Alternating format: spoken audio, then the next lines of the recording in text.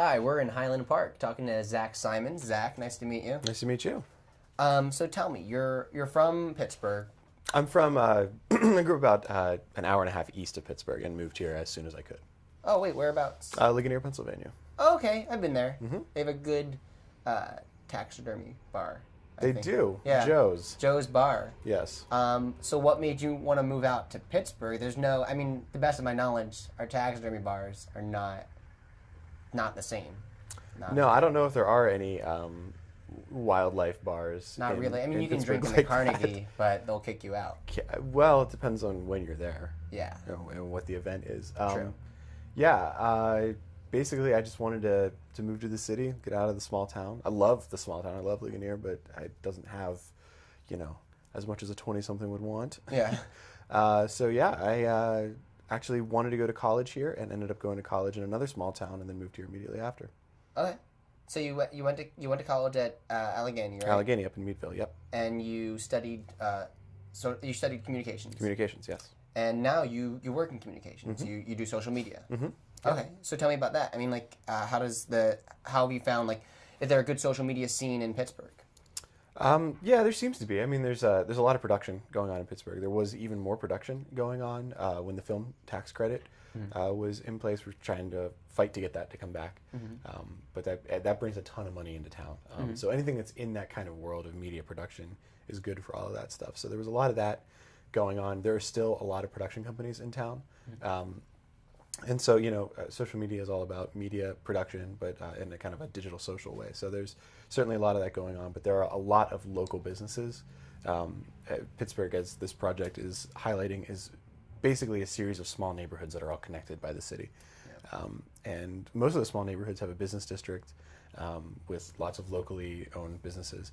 And those people all need to communicate their message. So yeah, there's a lot of potential for that to happen here. And the community nature of the city and the individual communities that are here kind of really speak to that and play well into that.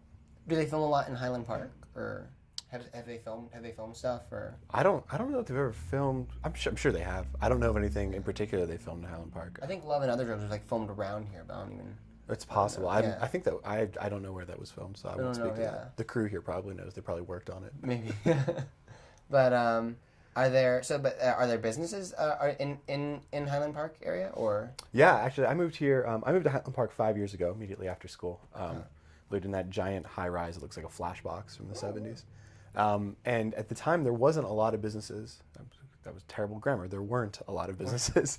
There was Tazadoro, a coffee shop down the street. That's a great. That's an amazing coffee shop. Amy has done some amazing things with probably that. Best in Pittsburgh. It's definitely up there. Yeah. I don't want to annoy anybody else No, or offend anyone, but it's definitely in the top. It's my personal favorite for sure. But yeah, there was that. And then Bryant Street kind of looked a little bit like the Old West. Some tumbleweeds rolling down the street. So then I moved around to a couple other neighborhoods, and I moved back about a year ago, and I've been really impressed with the development on Bryant Street. That's where it's at now, yeah. Yeah, well, I mean, I think it still has a ways to go, but there's definitely the businesses that are there are sticking to it. There are far more businesses than there were when I first lived here. There's several really kind of nice restaurants. The Smiling Banana Leaf is there, great Thai food. Yeah. There's a pub now down there. There's a couple high-end places to get dinner. So it's a nice Park Bruges. I moved there. It's the sister to Point Bruges over in Point Breeze, which is another great little neighborhood. Yeah.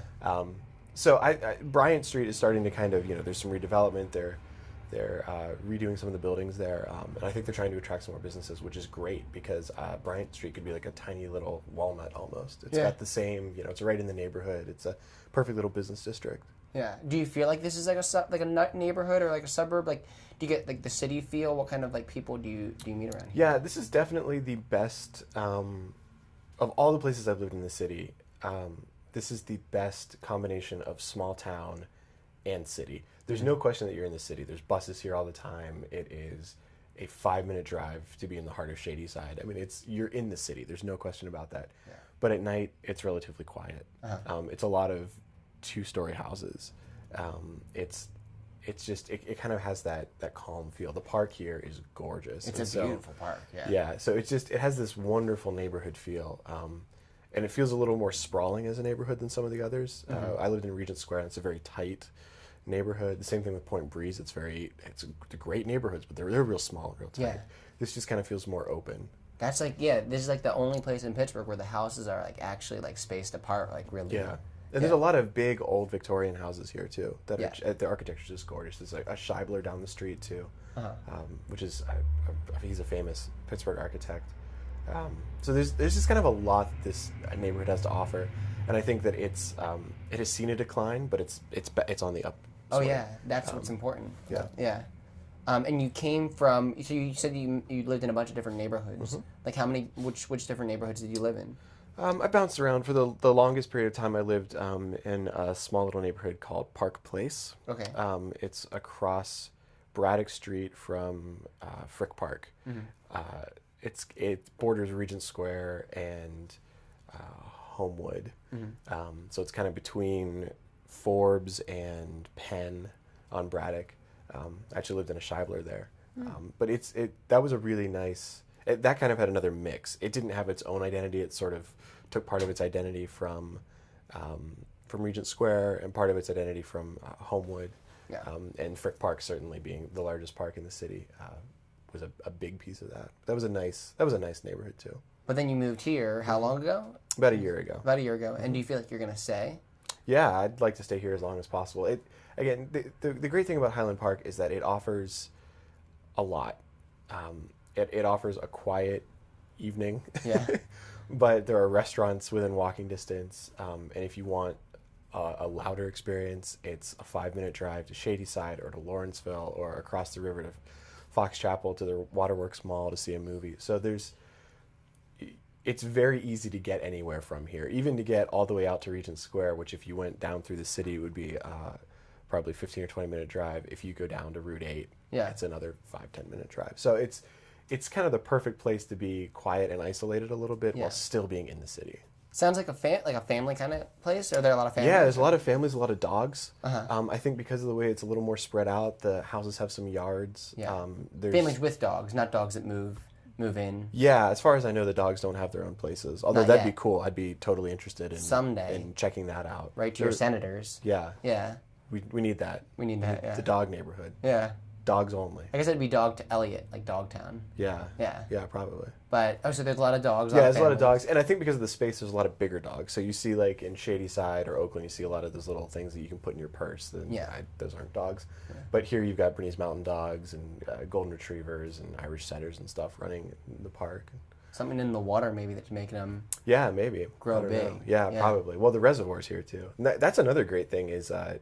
All the stuff that the park has to offer. If you just drive up this way, you kind of see the top of Highland Park. You get the reservoir and the fountain. But if you drive down around the other side, there are sand volleyball courts. There's a pool.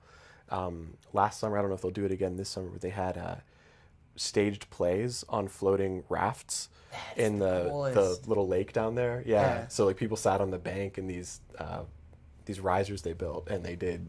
Theater, like on the water. That makes so much. I don't know why that hasn't been done before. Yeah, well, I think it has been done before. I just don't think it's as common as it should be. Yeah, no, I would love. I mean, I always wanted to see a play on a boat. I don't want to be on the boat.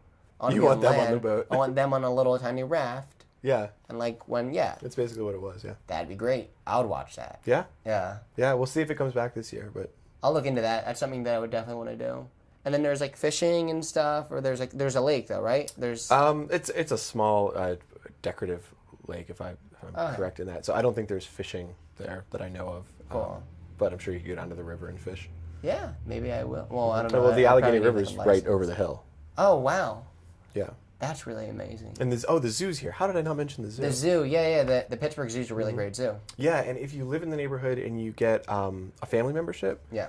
Anybody in your household, the family membership, you pay a flat fee for the year, and anybody in your household can go anytime they want. I've done it. Have you? Yeah. Well, yeah. I didn't. I was expecting to pay. I went with my friend who had a family membership, and then me and my other friend, they're just like, yeah, you guys are covered. Yeah. And we were confused because we clearly weren't a family. Yeah. Well, if you live in the neighborhood, they'll let you go in the back where the staff goes in, so you can literally we walk from our house all the time. That's awesome. Walk right down the street, go into the zoo. It's amazing. Yeah, how could you not have a membership if you live here? Yeah, That's it's incredible. Huh. All right. Well, thank you for being on the show. Yeah, thank you. It was very nice to meet you. Nice to meet you too. Yeah, Highland Park. Highland Park. Highland Park is where it's at.